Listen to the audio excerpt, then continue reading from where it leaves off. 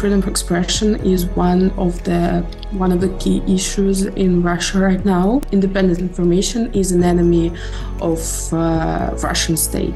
As well as freedom of assembly, freedom of association still exists on paper but does not exist in reality. Out of 365 days since the start of the full-scale invasion in Ukraine, only 60 days were marked without any protests. Unfortunately, the government accepts that all means are good to suppress any demonstration.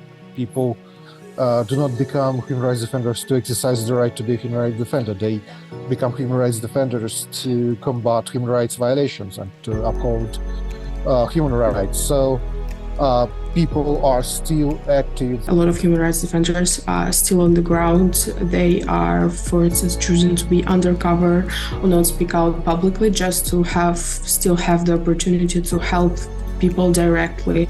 The new tendency is not only putting organizations on the list of foreign agents, but also liquidating them. Memorial has resurrected.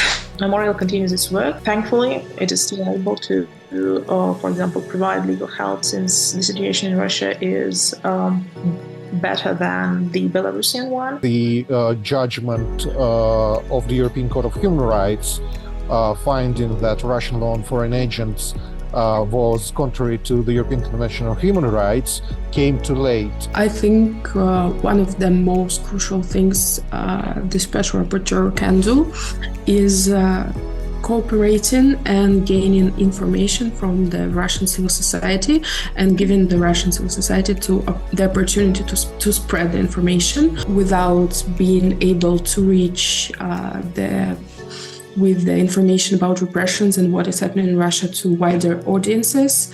The impact of our work significantly lowers. Thank you for inviting me to speak today about the deeply alarming situation of human rights defenders in Russia. When the Russian authorities started liquidation proceedings against memorials, I warned that their aim could be a complete civil society shutdown. Unfortunately, the dissolution of several more NGOs, especially the 25th January court ruling to dissolve the Moscow-Helsinki group, leaves little doubt about this. The Moscow-Helsinki group is the oldest human rights organization in Russia and the heart of the human rights movement. Shutting it down for minor formal violations was manifestly disproportionate. Reflecting on the current situation in Russia, I am often reminded of Andrei Sakharov's words from his Nobel lecture in 1975. Peace, progress, human rights. These three goals are insolubly linked to one another. Unfortunately, we are witnessing Russia's blatant disregard for the values of both peace and human rights. Hence, I find it very symbolic that the government designated the Andrei Sakharov Foundation as an undesirable on the 23rd of January, making any engagement with it a crime for Russian citizens. The Sakharov Centre in Moscow and its director have been fined a whopping 8 million rubles since December for violating foreign agents law, and the government is now evicting the centre from its premises.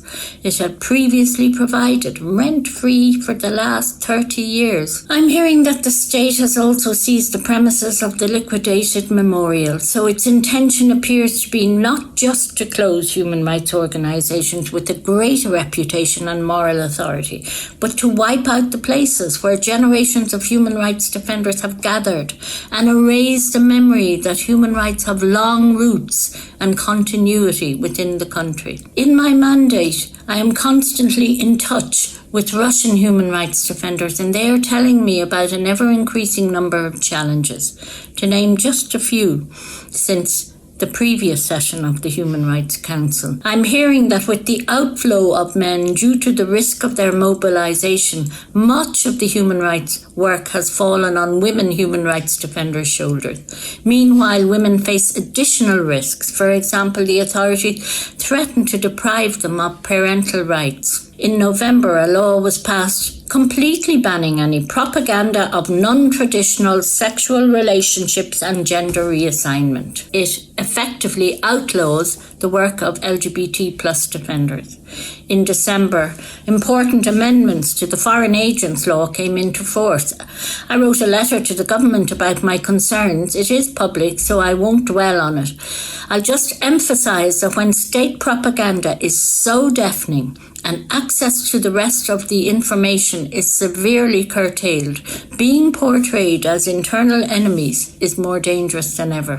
Finally, I hear alarming reports about the development of new electronic surveillance systems. So what can be done in these circumstances? I strongly believe that we should be guided by human rights defenders. The request I hear most often is keeping Russia in the spotlight. It's clear that, at the moment, calls to the authorities to address human rights abuses are unlikely to result in a good faith change.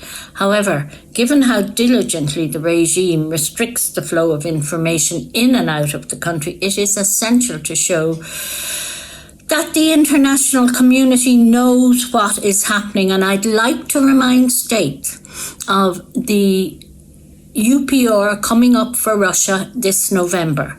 This is an opportunity to raise specific concerns with the government.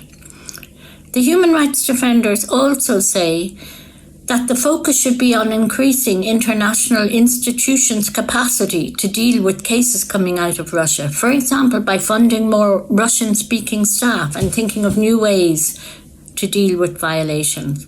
I'd like to stress that human rights defenders should be included in all discussions. Sadly, I keep hearing that visa problems prevent them from travelling to human rights events, including at the UN.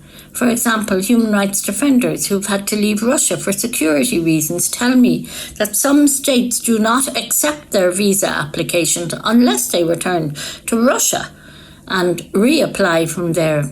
Others tell me that every time they come back to their countries where they temporarily reside, they don't know if they'll be allowed in to enter again because of their Russian passports. I once again urge governments that support human rights defenders to be more sensitive to the circumstances and facilitate visas and entry for Russian human rights defenders.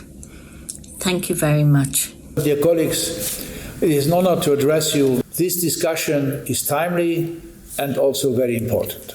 While Russia is not formally on the agenda of this session of the Human Rights Council, it is nonetheless crucial not to turn away from what is happening in Russia under Putin's autocratic regime. The repression against civil society is increasing every day. We see it in the recent liquidation of the Moscow-Helsinki group, the strengthening of the openly repressive foreign agents law, or the recent persecution of anyone critical to the regime, be they peaceful protesters or journalists. Those are only a few of the many examples of systematic human rights abuses perpetrated against Russian citizens. One of the questions to be discussed today tries to identify the most pressing human rights issues in Russia. Let me attempt an answer to these questions. In my view, the most pressing and by far the most dangerous human rights issue in Russia is the fact that the population is forced into apathy, forced into non-action. All the previously mentioned violations have this as their common goal. They are designed to make it very dangerous, to make it impossible for Russian citizens to defend their human rights and those of others. The regime's persecution of people who are engaged, of people who help others, of people who do the right thing is intended not only to punish these people, but also to discourage others that could potentially be inspired to act and to help.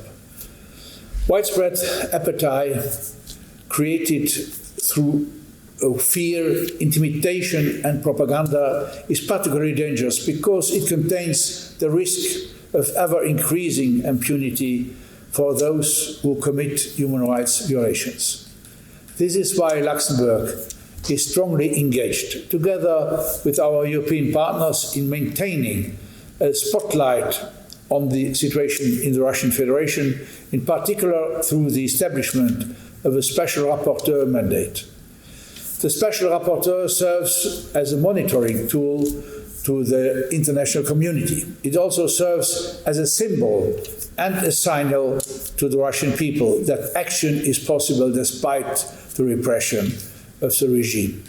It is a bridge between civil society and the international community, which the regime tries to separate. Furthermore, it is impossible to talk about Russia without talking about its brutal, illegal, and unjustified war against the people of Ukraine. The invasion also exports the Russian human rights practices into the areas it temporarily occupies. We have all seen the reports after liberation by Ukraine of some towns about the crimes that had been committed during the occupation. It is almost unbearable to imagine the violations that continue to be perpetrated behind the curtain of the Russian military occupation. Talking about respect for human rights in Russia also means talking about respect for human rights by Russia elsewhere in the world. Finally, let me thank you all for joining us today. I am looking forward to a very fruitful discussion. Thank you to Dave Elseroad and the Human Rights House Foundation for organizing this very important event. Thank you very much. We are speaking on the sidelines of the 52nd session of the UN Human Rights Council here in Geneva. And while Russia is not formally on the agenda of the Council this session, discussions about Russian human rights are still very much present. In this regard, it is critical to hear directly from Russian human rights defenders. I'm joined today by Tatiana Glushkova of Human Rights Defense Center Memorial, Daria Korolenko of OVD-Info, and Kirill Koroteev of Agora. Human Rights House Foundation works with and through a network of human rights organizations across Eastern Europe, the Western Balkans, and the Caucasus to promote and protect the rights to the freedom of expression, assembly, and association, as well as the right to be a human rights defender. In this spirit, we will be looking at the latest developments around these four rights in the Russian Federation. We're going to start today with freedom of assembly. According to OVD-Info, almost 20,000 people have been arrested protesting Russia's invasion of Ukraine since February of last year. Daria, let me turn to you first. What's the status of peaceful assembly in Russia today? Does it still exist? Yeah, we actually detected that out of 365 days since the start of the full-scale invasion in Ukraine, only 60 days were marked without any protests, be it large protests or single pickets. And I think with the major crackdown in the beginning of the war, with thousands of detainees, with a lot of police violence, torture, etc., the protest transformed, and the previous practices of Russia, the legislative practices of scaling up the fines, of criminally prosecuting the assembly participants, everything contributed to that now freedom for assemblies Russia is almost non-existent, and that there are no large protests. The protests from freedom for assembly transformed into other forms, all because of the huge crackdown. The anti-war protests suffered, and all the previous attempts to peacefully protest suffered as well. Tatiana, anything to add from your side? while still existing on paper, freedom of assembly do not exist in practice anymore. And maybe just a few examples: criminal cases opened before the start of the war for participation in peaceful assemblies continued in 2022, and they're still continuing in 2023. And however, new criminal cases arising from new articles of the criminal code, the number of these cases is increasing. So freedom of assembly is the right that I would say is non-existent in Russia anymore. Kirill, in terms of the law, as far as the law is concerned, does freedom of assembly still exist on paper? And if so, what are you seeing as the difference between what exists on paper and what exists in reality? Well, the provision of constitution remain intact, and the International Covenant on Civil and Political Rights is still binding on Russia. Yet we see that the difference with 2021 or 2019 is that the governmental repression has shifted from prosecuting participants after the demonstrations to preventing them to demonstrate, so that people just are not being able to get together in the first place. And all provisions are used, so those who bring flowers to monuments of Taras Shevchenko or Lesya Ukrainka, they are, for example, prosecuted for discreditation of Russian military, a new offense on censorship that was adopted after the full-scale military invasion of Ukraine. So, unfortunately, the government accepts that all means are good to suppress any demonstration. I want to turn next to freedom of association. Russia's 2012 Foreign Agents Law, the 2015 Undesirable Law, of course, subsequent amendments to both, deliberately, I think we can agree, place incredible limits on the legitimate work of human rights organizations and defenders, including journalists, and do that for their work inside of Russia. As of this month, the Russian authorities have labeled more than 600 organizations as organizations or individuals as foreign agents or as undesirable. Tanya, let me turn to you first. Is freedom of association a thing of the past in Russia? As well as freedom of assembly, freedom of association still exists on paper, but does not exist in reality. I would say, it exists for organizations which do not deal with human rights, like ecological rights, anti-corruption rights, and many other issues. The new tendency is not only putting organizations on the list of foreign agents, but also liquidating them. So Memorial was liquidated in 2022. So when the judgments on liquidating International Memorial and Human Rights Centre became final. Now, Moscow Helsinki Group, the oldest Russian human rights organization, is being under process of liquidation. And the Mary Lawlor organization, Man and Law, which in December 2022 received ECHR status, by the way, is now also under process of liquidation.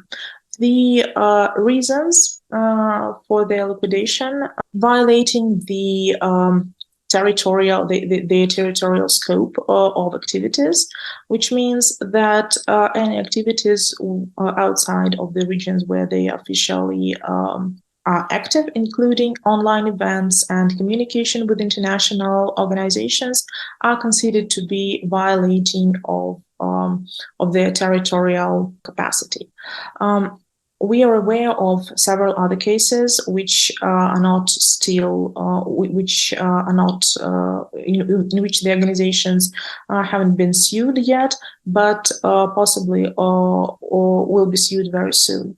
So I would say that now Russian authorities eradicating organizations that are still legally existing and operating in Russia as foreign agents or as in case of Moscow Helsinki Group, organizations without foreign funding which were not declared foreign agents. Kirill, for an organization that is clearly being targeted by the Russian government, are there options to try to fight that, or once they're in the crosshairs of the authorities, there isn't really much more they can do after that? Well, there is, if not nothing, very little. Once the organization has been declared foreign agent, all the courts in Russia would support that unreservedly. So since 2014, there's been no case in which, by a final judgment, the court would strike down the Ministry of Justice decision. And unfortunately, the judgment of the European Court of Human Rights finding that Russian law on foreign agents was contrary to the European Convention on Human Rights came too late. The proceedings took almost 10 years, and it's only in 2022 that the court gave its judgment. Now, the another trouble is that since then, the law has evolved almost like cancer, spreading first to journalists and then to all sorts of individuals who express themselves on social networks or professionally. And now I think the biggest danger and the biggest burden is designating individuals as foreign agents. So organization is a legal entity. It's an entry in the register of legal entities. It's still a sort of legal fiction. Yet people are very real, and the consequence they suffer and the fines they pay and the risks they bear are just too heavy and make it impossible for them to work. I mean, it is prohibited by law, for example, for a physical person who was designated as a foreign agent to teach. And that is decided by the Ministry of Justice with no judicial oversight. And I mean, there is no way to reverse that decision. I wanted to briefly add that the anti-war repressions contributed to the both foreign agents legislation and undesirable organizations legislation, because out of 216 foreign agents that were included in the register since the start of the war, 156 of them said something or did something anti-war right before the inclusion. And the same thing is with undesirable organizations. So 22 out of 25 undesirable organizations recognized since February 24th are connected with the war in Ukraine. Daria, I want to turn to you next, talking about freedom of opinion and expression. Last summer, the UN Human Rights Council established the mandate of the Special Rapporteur on Russia, as you know. OVD-Info was part of the campaign calling for that. Today, I think it's safe to say that nearly every, if not every, independent media outlet has either shut down in Russia or reestablished itself in exile. In the resolution establishing the mandate for the Special Rapporteur, the Council expressed its concerns about what it called severe restrictions on the rights to freedom of opinion and expression. What's been the experience of OVD-Info as a media outlet in this restrictive environment? And what else can you tell us about the current state of freedom of expression and opinion? The freedom of expression is one of the key issues in Russia right now. And the information about Russia, spreading it inside Russia and spreading the information about Russia outside the country is both a very challenging thing, and is the spreading of such information is the reason why all the independent actors, media, NGOs, journalists, etc., are persecuted, because independent information is an enemy of Russian state, basically. We know that more than 10,000 resources were blocked only because of the war censorship, and more than 20,000 were blocked overall in 2022. We know that journalists have been detained in the anti-war protests, 134 journalists. Journalists are criminally persecuted for anti-war stance. 34 journalists are now criminally persecuted for this right now. And one of the, I think, biggest sentences in anti-war repressions is regarding the Barnaul journalist Maria Ponomarenko, who got 6 years in jail because of Telegram posts in her Telegram channel and her covering the issues in Bucha. The post was about the Mariupol drama theater that was destructed by the Russian forces. And Maria has 2 kids and now is in jail. And we know that more than 300 independent media outlets were blocked and their work was obstructed. And I think that shows how the Russian state targets all independent information, albeit all the things that I listed. Independent media outlets are transforming their work to continue coverage of repressions, of war, of all other things that the Russian government wants to silence. And we also witnessed a lot of new media projects, a lot of new initiatives that spread information, that make the news coverage, that make data investigations and other materials. So I think the more Russian government tries to kill the freedom of expression, the more new ways the civil society tries to create for countering this repressive wave.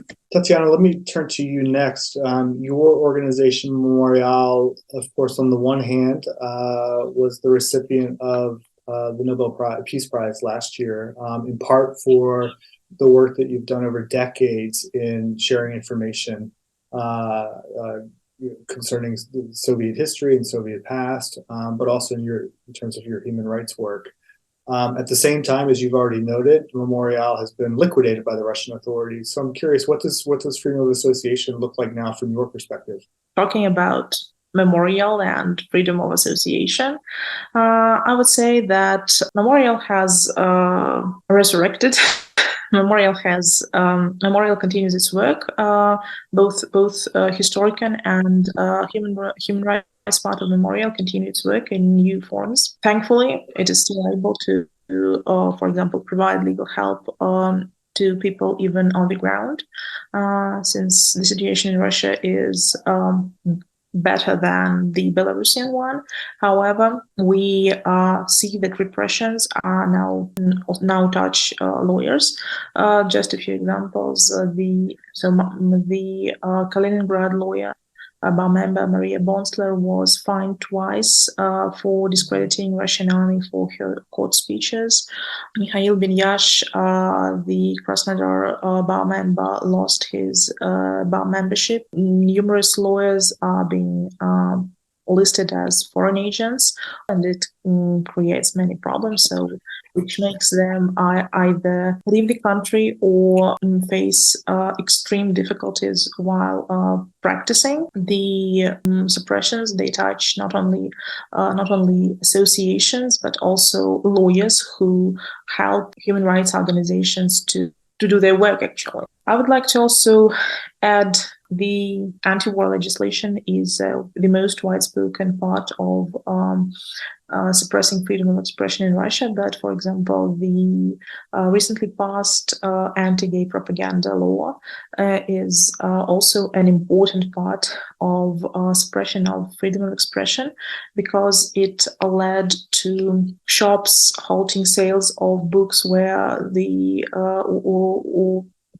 somehow concerning LGBT relations, not only fiction books, but also, for example, scientific books, and the works of a famous Russian sexologist, Igor Kon, for example. Media outlets deleted all articles mentioning LGBT plus people in non-negative way. And I was very surprised to learn that, for example, many articles, including my own comments, now are deleted from the websites of media that still continue to operate in Russia. This law touches everyone, bloggers, not only LGBT bloggers, but also all bloggers who mentioned LGBT people in non-negative way, LGBT organizations, and even those whose gender expression does not confirm does not align with the standards that are considered to be gender expression standard by the state. So this law made the lives of LGBT people even more difficult than they were, and we will. I would say that in the next few months we will see the real consequences of this law. Kirill, you're a lawyer. Agora is a legal organization or legal support organization. What's the perspective on freedom of opinion and expression from lawyers? Military censorship laws that were adopted shortly after the full-scale military invasion apply to and punish anti-war expression severely, and there are thousands, approximately 6,000 cases for the offense of discrediting Russian army, which punishes any anti-war statement which may include just holding a blank paper, because everything is so clear that you need not to add something, and that is an offense.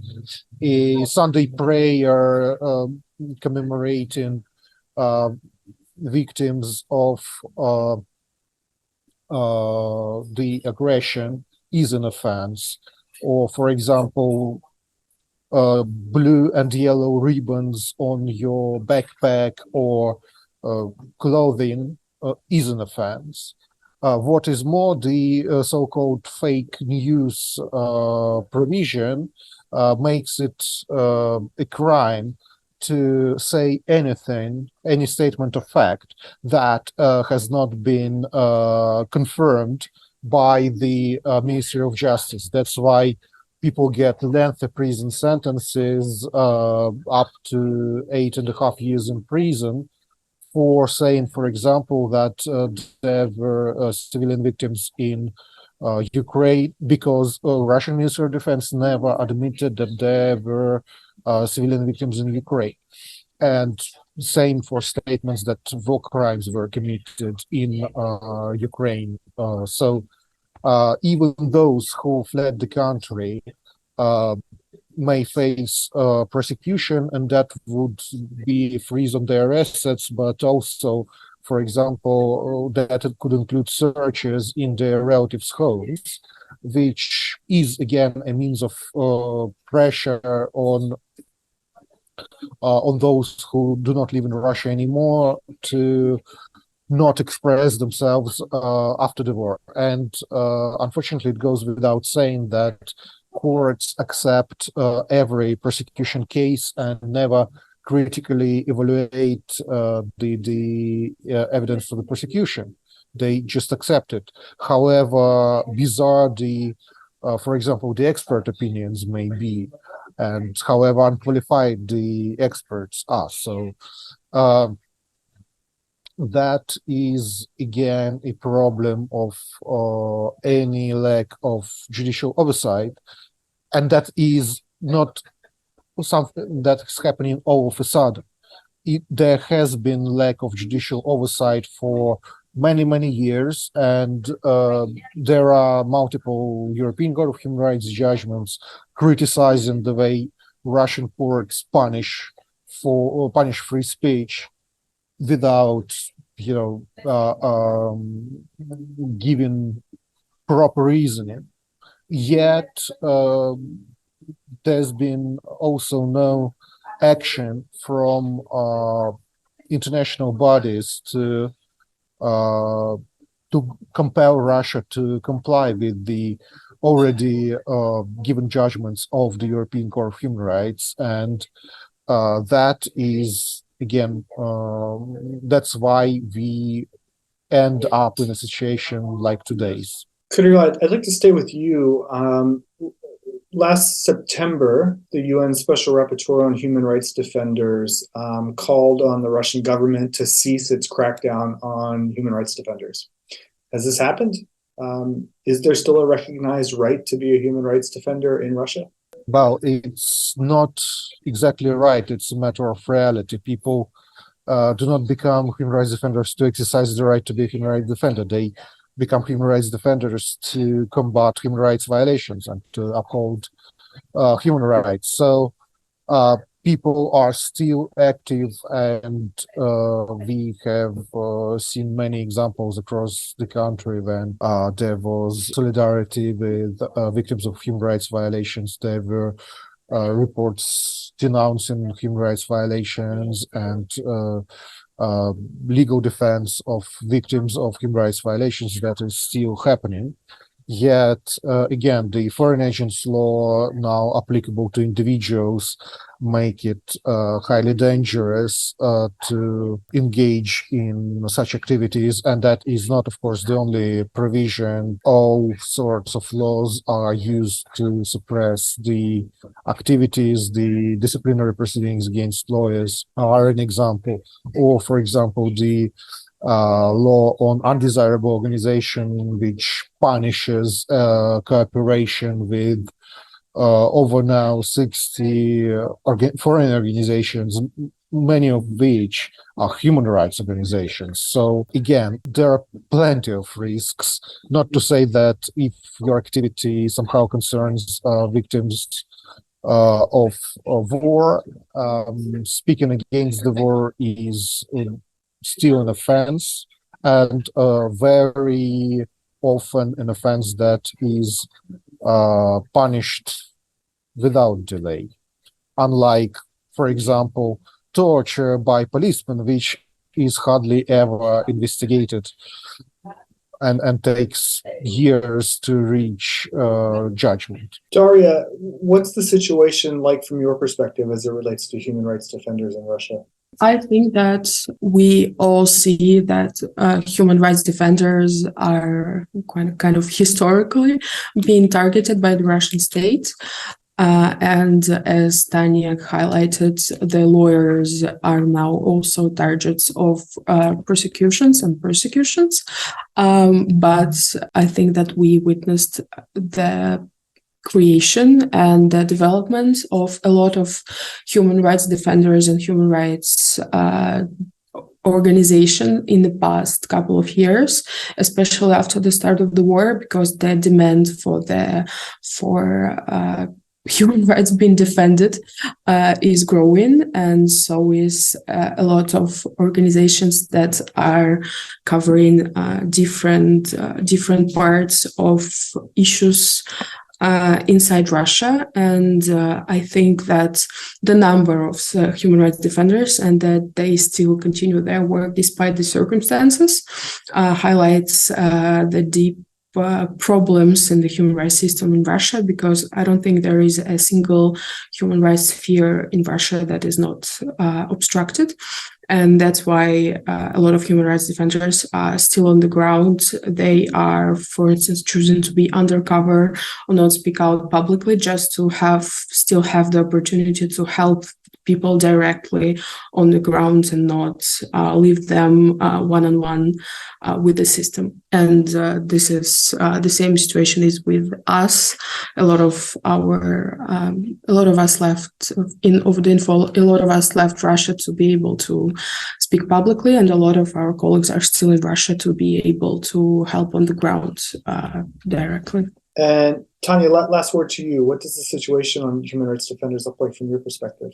Human rights defenders continue to work and fight, but the situation can be described, in particular, of memorial situation can be described as return to the situation of late 1980s, when Memorial struggled to register as a legal entity, and when it was almost impossible to work in Russia for human rights defenders, and all human rights group functioned as non-registered, mostly grassroots organizations. So we are turning, or we're not yet in that particular point yet, but we are moving to this point very quickly in the last few years. Daria, as you know, the UN Human Rights Council President, Ambassador Vaclav Balak, has formally nominated Mariana Katsarova to Bulgaria to serve as the first Special Rapporteur on Russia. The Council will consider her nomination during HRC 52. What exactly are you looking for the Special Rapporteur to do during her mandate? I think one of the most crucial things the Special Rapporteur can do is cooperating and gaining information from the Russian civil society and giving the Russian civil society the opportunity to spread the information, because we all see that international mechanisms of gathering, documenting information is one of the few tools that still can be applicable to the situation in Russia, and they are quite crucial for the human rights organizations and defenders like us, because without being able to reach with the information about repressions and what is happening in Russia to wider audiences, the impact of our work significantly lowers. So I think the first thing is information. Another thing is, of course, cooperation with the Russian human rights defenders, both giving them platform and giving them opportunities to speak up in various international organizations, conferences, and other circumstances. And the third and also a very important thing is the response to the violations that, of course, will be submitted to the Special Rapporteur in thousands of submissions. And being able to process all this information and violations and quickly react on such submissions is, I think, very vital, because without reaction, if the Special Rapporteur will be overwhelmed with information, or if the reaction will be delayed, the point of the work will be kind of lowered. Tatiana, what are you looking for the Special Rapporteur to do when she takes over the mandate? Documenting what is happening in Russia and compiling all the information in the form of reports which will reach the Human Rights Council and the General Assembly. Quick reaction to individual submissions. There will be many of them. I'm afraid that she might be overwhelmed with them. And, of course, thematical reports covering the most important issues, human rights issues arising in Russia. However, as Daria mentioned, there is no human rights sphere in Russia no unproblematic human rights sphere in Russia. So the space for thematical reports is very, very wide. Kirill, as you know, the Special Rapporteur is mandated and required by the Council to report formally to both the Human Rights Council and to the General Assembly as part of the resolution that established the mandate. Beyond that, what would you be looking for the mandate holder to be doing? It's clear that Russian government will not cooperate and will not follow any recommendation that rapporteur formulates.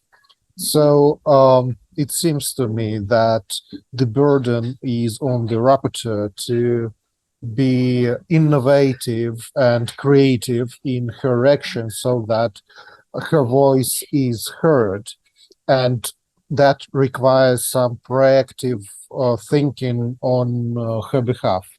That is, unfortunately, the challenge that she has to meet, because if all she does will be limited to press releases on the UN Human Rights website and to reports to the General Assembly, no one will